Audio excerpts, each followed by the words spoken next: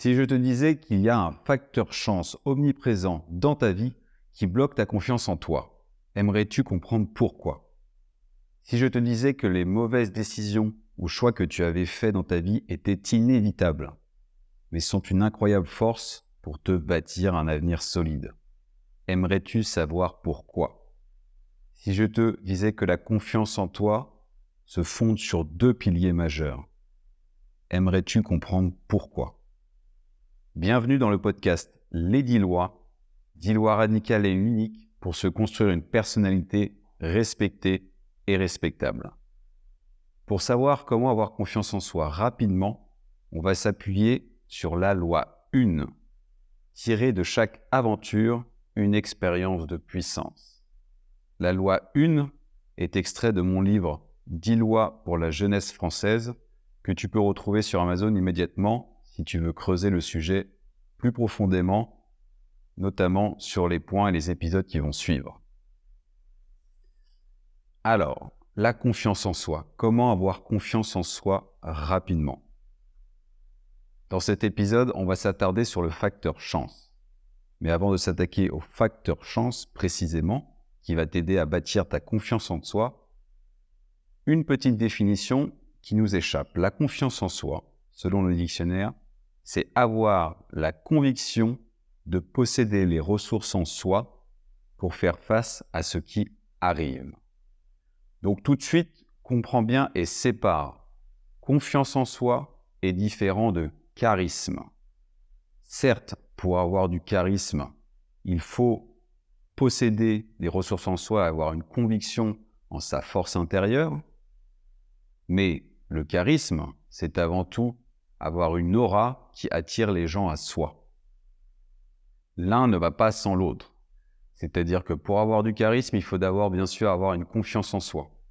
Mais la confiance en soi n'entraîne pas inévitablement le charisme. Et ça, on le verra dans les prochains épisodes quand on parlera du charisme de façon bien définie. Mais pour l'instant, la confiance en soi. Je te parlais de deux piliers majeurs. La confiance en soi, pour moi, est séparée en deux étapes, en deux niveaux, en deux piliers. Il y a une confiance en soi que j'appelle la confiance en soi souche et la confiance en soi structurelle. Dans cet épisode et les prochains épisodes, on va parler de la confiance en soi souche. La confiance en soi souche, c'est la confiance du passé, c'est l'analyse de son passé, c'est comprendre son passé. C'est comprendre les différents mécanismes qui nous ont amenés jusqu'ici et les forces qu'il y a à en tirer.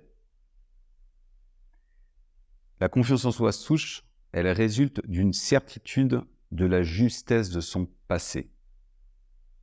Alors, dit comme ça peut paraître très pompeux, mais tu vas comprendre, c'est assez simple à mettre en place mécaniquement pour comprendre ta vie. Et surtout, ce qui t'a amené jusqu'ici. Quand on regarde son passé, il y a deux types de personnes. La première personne, c'est celle qui trouve une logique en se disant « bah oui, je suis là parce que j'ai fait telle chose et telle chose ». Bien sûr, si tu t'es rendu actuellement au point E, c'est que tu es passé par A, B, C, D, E. Donc c'est logique. Et chacun va trouver une logique dans sa vie. Ça, c'est les gens qui ont naturellement une confiance en eux ou qui sont dans une bonne période de leur vie, ça se passe bien, et donc ils disent bah, « je suis là parce que j'ai fait ça, il y a eu des moments durs, mais voilà, j'en suis là, c'est normal ». Après toi, si tu as écouté ce podcast sur la confiance en soi, et comme je l'ai été moi aussi pendant très longtemps, c'est que tu es tu fais partie de la deuxième catégorie de gens qui se disent « oui, mais si à cette date-là, j'avais fait ce choix-là ». Si au lieu de choisir le chemin A, j'avais choisi le chemin B, bah là, j'en serais à un endroit différent. Et oui, tu serais à un endroit différent. Mais ce qu'il faut que tu comprennes, c'est que si tu as fait ce choix-là, c'est que ce choix-là était inévitable pour toi et que tu avais besoin de le faire. Et que effectivement, peut-être que l'autre chemin aurait amené à quelque chose de plus simple. Avec le recul, tu te rends bien compte que, et l'expérience, que ce chemin aurait été peut-être plus simple. mais tu avais besoin de choisir celui-là. C'est ça qui est très important. Et ce point-là, on le traitera dans l'épisode suivant. Parce que avant de comprendre ce choix que tu as fait qui était inévitable, il faut que tu intègres une réalité de notre vie, c'est ce facteur chance. Ce facteur chance est une réalité. Plus tôt tu l'intègres et plus tôt tu l'acceptes, plus rapidement tu vas pouvoir acquérir cette confiance en toi. Je te rappelle la loi 1, on y reviendra, c'est tirer de chaque aventure une expérience de puissance. Donc plus rapidement tu acceptes ce facteur chance qui est une part de la confiance en soi, plus rapidement tu vas obtenir force et sagesse, force intérieure et sagesse sur le regard que tu vas jeter sur tes expériences et sur la vie qui t'entoure. Le problème avec ce facteur chance qu'on va aborder et sur lequel tu vas peut-être un peu buter, et j'ai buté moi aussi, c'est que hommes et femmes, on a horreur de se dire qu'on doit notre réussite à un facteur chance. Et je vais te démontrer ça, c'est prouvé scientifiquement. Et je vais aussi te relater cette qualité au travers d'une expérience très parlante que j'ai eue dans ma vie. Donc on a horreur de se dire que j'ai réussi et j'en suis là dans mon succès grâce à une part importante, conséquence de chance. À l'inverse, quand on a loupé quelque chose, on arrive beaucoup plus facilement à se dire c'est parce que j'ai pas eu de chance, c'est parce que si, c'est parce que ça, c'est parce que plein d'aspects extérieurs qui sont indépendants de ma volonté. J'englobe ça dans la chance. Donc, voilà, il y a vraiment une différence là-dessus et de perception de notre esprit dans un but, bien sûr, de protection. C'est quelque chose de naturel. C'est pas à blâmer, c'est quelque chose de naturel, c'est comme ça. Mais pour acquérir une confiance en soi, il faut en prendre conscience, pour le maîtriser et lui redonner sa juste place, dans notre réussite comme dans notre échec. Pourquoi est-ce qu'on sait que le facteur sans chance existe et comment on l'a démontré scientifiquement? Des chercheurs aux États-Unis se sont rapprochés des équipes de hockey. En Amérique du Nord, c'est le hockey sur glace, c'est un sport qui est quand même très emblématique. Et ils ont regardé un peu qui étaient les sportifs de haut niveau, qui étaient ces sportifs qui étaient dans les grandes équipes de chaque région et qui allaient à l'international.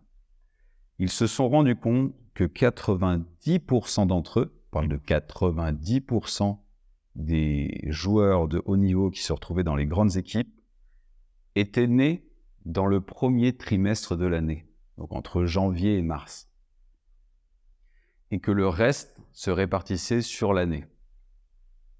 Et les chercheurs se sont posé la question, mais comment ça se fait qu'il y ait une part aussi grosse de gens nés dans le premier trimestre de l'année? Comment c'est possible?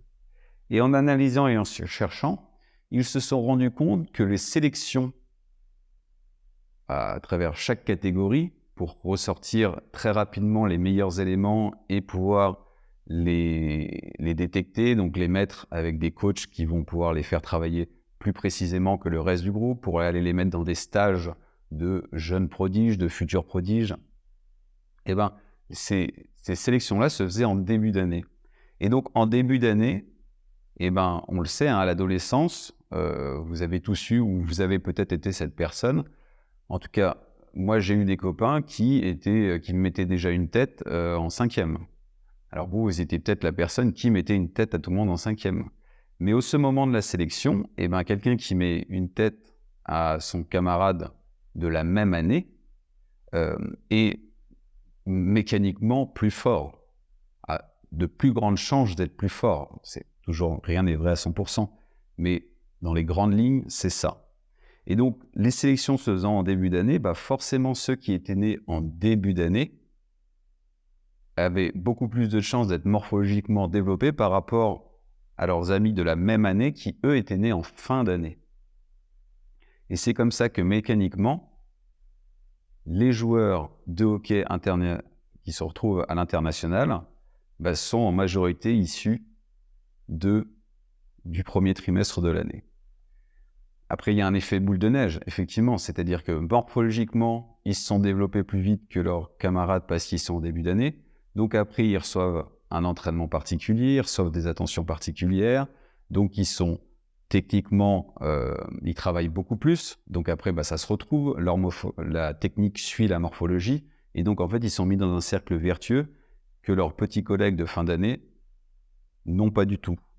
Donc il y a quand même, reste 10% qui arrivent à s'extraire quand même, mais c'est très intéressant de comprendre ça, parce que quand on interroge, les scientifiques après sont allés interroger les joueurs et leur ont dit « mais à quoi devez-vous votre réussite ?» Donc c'est grâce à un coach qui a été bon, c'est grâce à une hygiène de vie que je me suis imposée, c'est grâce à un entraînement rigoureux que j'ai fait, c'est grâce à plein de facteurs, mais à aucun moment, un joueur a dit « c'est grâce à ma date de naissance ». Et je remercie ma date de naissance d'être un des facteurs de mon succès. C'est-à-dire que bien sûr qu'il faut travailler, bien sûr qu'il faut avoir un bon coach, bien sûr qu'il faut plein de choses et qu'il faut une force intérieure. Mais force est de constater que si 90% des joueurs sont issus du premier trimestre, la date de naissance joue beaucoup dans la réussite de ce sport. Et je pense qu'on pourrait appliquer ce constat scientifique à beaucoup de sports en tout cas. Et décliner ça en fait sous plein d'aspects de la vie. Ce qui est vraiment intéressant, c'est que est-ce que c'est mal que les joueurs oublient de mentionner que c'est la date de naissance? Ils en sont inconscients, bien sûr, personne n'en est conscient. Heureusement, c'est une bonne chose, c'est sain. C'est comme toi dans ta vie, c'est sain que tu penses que ta réussite, tu la dois à 100% à ton travail. Ou, allez, à 5% parce que j'ai rencontré une bonne personne qui m'a aidé. Mais déjà, là, tu reconnais qu'il y a eu une aide extérieure. Donc mais c'est sain de penser comme ça. Parce que si on était tous à se dire « eh ben, j'ai 50% de chance qui va interagir dans ma réussite », mais à quoi bon faire un effort? Ça en découragerait énormément. Alors que si on avance dans la vie en disant « je ne dois ma réussite qu'à moi-même », eh ben, ça donne envie d'avancer, ça donne envie de se battre, ça donne envie de faire quelque chose. Ça, c'est inévitable. Et effectivement, cette action nous fait rentrer dans un cercle vertueux. Encore faut-il analyser toutes ces actions, ce sera l'analyse de la confiance en soi pour la suite. C'est que bouger, être dans l'action, augmente notre facteur chance. Effectivement, si tu restes chez toi sur ton canapé à regarder Netflix ou à jouer à des jeux vidéo ou à je ne sais quelle chose, forcément le facteur chance va rester proche de 0 pour toi, autant dans la réussite que dans la défaite. Il n'y sera pas là. Alors que si tu as cette conviction de te dire le facteur chance est néant, donc je dois tout à ma réussite, et donc je bouge pour faire les choses, parce que si je reste inerte, il ne se passe rien, et bien ce faisant, il va se passer des choses, et tu vas te confronter à de plus en plus d'expériences qui vont te confronter de plus en plus à ce facteur chance, et qui vont déclencher des opportunités magnifiques en toi. C'est pour ça que moi, j'aborde la vie de cette façon, et ça me donne une confiance en moi et une sérénité sur les choses qui m'arrivent très puissante, c'est de dire 95% de ce que je fais est issu de mon travail, de ma régularité, des expériences que j'ai eues. Mais elles me sont propres, elles viennent de moi. Et 5%, je le reconnais et je l'accepte tel quel, c'est un coach qui m'a aidé à un moment, c'est une culture parentale ou un parent qui m'a aidé, c'est une date de naissance, c'est être là au bon endroit au bon moment. Mais toutes ces choses englobent ce facteur chance. Alors, dans la réalité, comme je vous l'ai montré, il peut être beaucoup plus puissant que ça dans les joueurs de hockey. Quand même 90%, c'est quand même énorme. C'est-à-dire qu'on a quand même 90% de chances d'être sélectionné si on est né en début d'année. Mais pour ma sérénité d'esprit et mon envie d'avancer, je ramène, mais je garde 5% de facteur chance. Et en fait, cette répartition 95-5%, ça gonfle une partie et ça structure une partie de ma confiance en moi. Et vraiment, je l'ai dit, je le redis, prendre conscience du facteur chance dans ce qui nous arrive dans nos vies, c'est renforcer notre confiance en nous et augmente notre sérénité sur ce qui nous est arrivé et ce qui va nous arriver. Moi, j'aimerais donner maintenant mon expérience personnelle parce que je l'ai vécu, ce facteur chance. C'est ça. Et j'en ai tiré une force pour ma confiance en moi. J'en ai tiré une force et vous allez voir, c'est immédiat.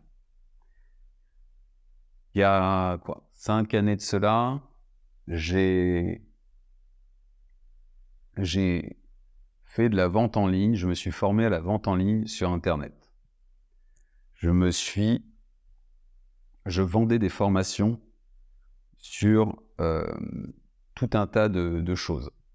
Donc, j'ai pris une formation en ligne et ce programme nous apprenait à aller chercher des formations qui étaient faites aux États-Unis, d'en extraire l'essence, de les remouliner à la sauce française et d'aller les vendre sur Internet. Donc au début, on était une centaine d'étudiants, et puis plus le temps avançait, plus le temps a écrémé les gens. Donc il y en a qui sont partis, qui se sont découragés. À la fin, il est resté un noyau dur, un petit groupe, et il est arrivé la fin de la formation et il fallait maintenant se lancer et mettre en pratique. Donc on a tous mis en pratique, on est tous allés sur le marché américain, chercher des formations, les comprendre, les changer, les mouliner et les remettre à la sauce française. Donc on s'est tous lancés globalement en même temps. On est revenu un mois après et on a fait tous un petit topo de là où on en était. Et donc là, il y avait ceux qui avaient gagné 0 et ceux qui gagnaient 10 000 € par mois. Pour ma part, je faisais partie de ceux qui avaient gagné 0. Donc, au début, forcément, un peu déçu. Mais si on regarde et si en fait on analyse, ce que j'ai pu faire un peu avec le recul, c'est qu'en fait on était en plein dans ce facteur chance. C'est-à-dire que sur le marché américain, il y avait plein de types de formations. Et donc, naturellement, les gens, parce que c'est plus facile de travailler sur quelque chose qu'on aime, vont vers les choses qui les attirent. Et moi, ce qui m'attirait à ce moment-là, c'était un peu la notion survivalisme. Donc, comment créer soi-même son électricité, comment se débrouiller en cas de problème. Voilà, on était vraiment dans la notion survivalisme. Donc, moi, j'avais pris les formations qui étaient là-dedans et je les avais transformées, moulinées et remis à la sauce française. Et d'autres avaient pris autre chose sur la mode, sur les jeux vidéo, sur le développement personnel, sur plein de choses. Et en fait, ceux qui ont le mieux réussi, c'est ceux qui avaient pris dans ce qu'on appelait la transcendance. C'est une sorte de recherche aussi de confiance en soi au travers de transcendance, d'énergie de l'univers. Et moi qui n'avais pas pris ça, en fait, je m'étais loupé de cible. Et c'est là où le facteur chance où je veux pointer le facteur chance. C'est-à-dire que nous avions tous la même formation, nous avions tous tenu jusqu'au bout, nous avions tous globalement mené le niveau. Et au moment du choix, mon choix s'est porté vers quelque chose, le survivalisme, qui ne répondait à aucun besoin du citoyen français. C'est-à-dire que le survivalisme est très implanté aux États-Unis parce que c'est culturel. En France, on n'a aucunement cette notion du survivalisme. Donc, mon appétence, mon goût pour ça ne faisait écho à rien du tout en France.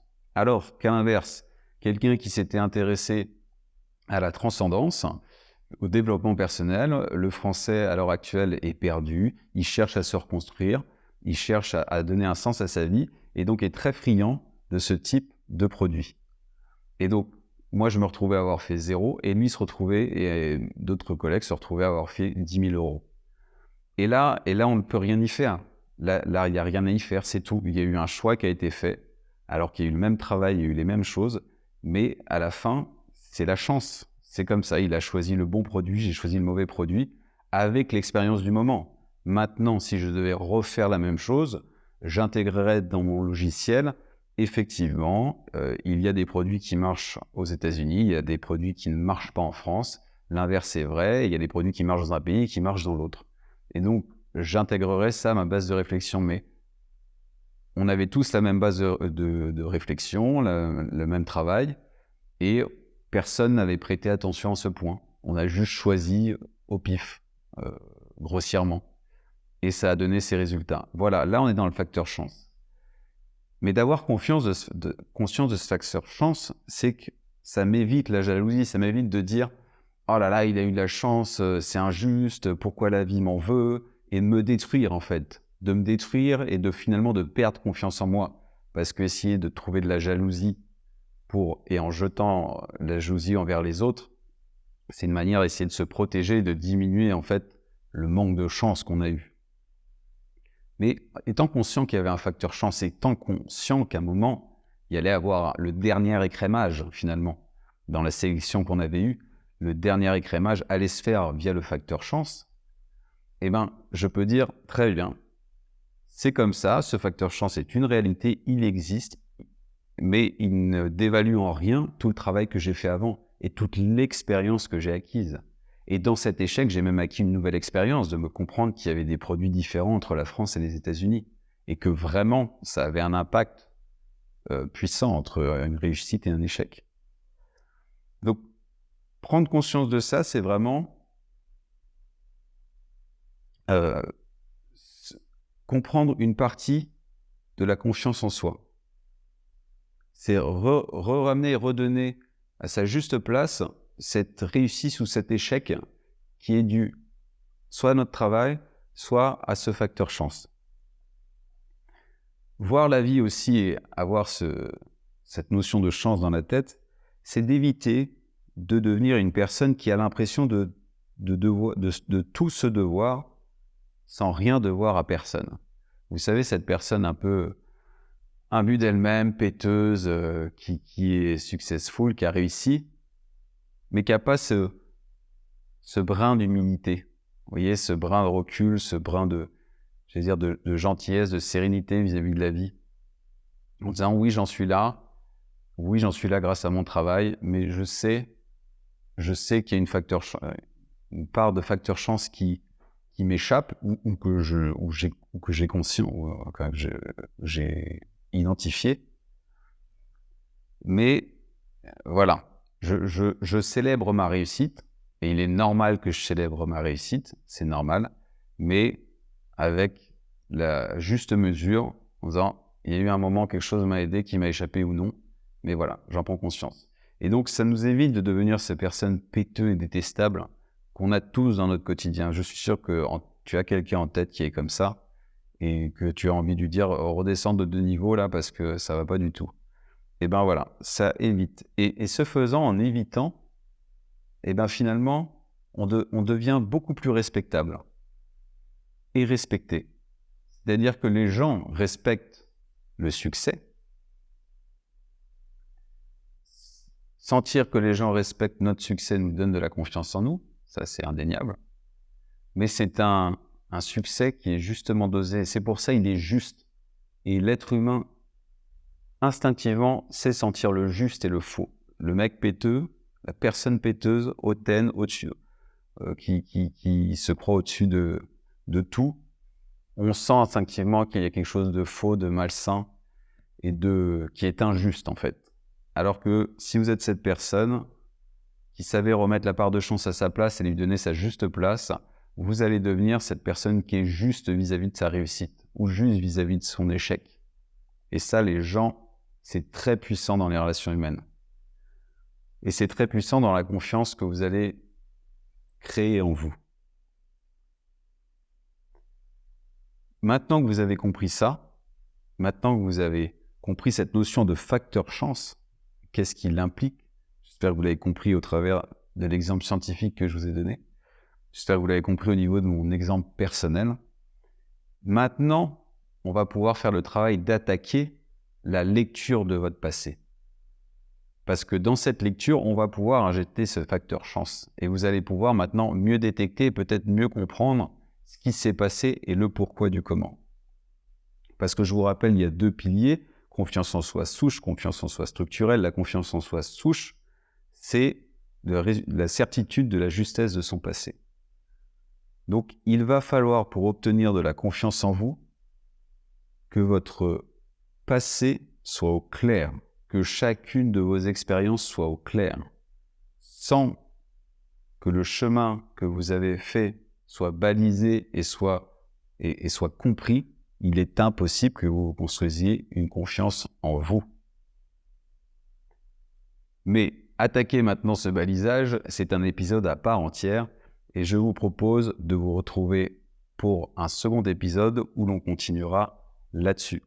En attendant, je vous rappelle que tout ce qui est traité dans ces épisodes sont issus de mon livre, Les 10 lois pour la jeunesse française, que vous pourrez retrouver sur Amazon. Et je vous invite à me suivre sur les différents réseaux sociaux, Instagram, Facebook, Twitter, et sur mon site internet pour avoir les dernières informations. C'est les-10-loi.fr et loi, c'est avec un S. Voilà, je vous retrouve la semaine prochaine pour la suite du développement du confiance en vous. Au revoir.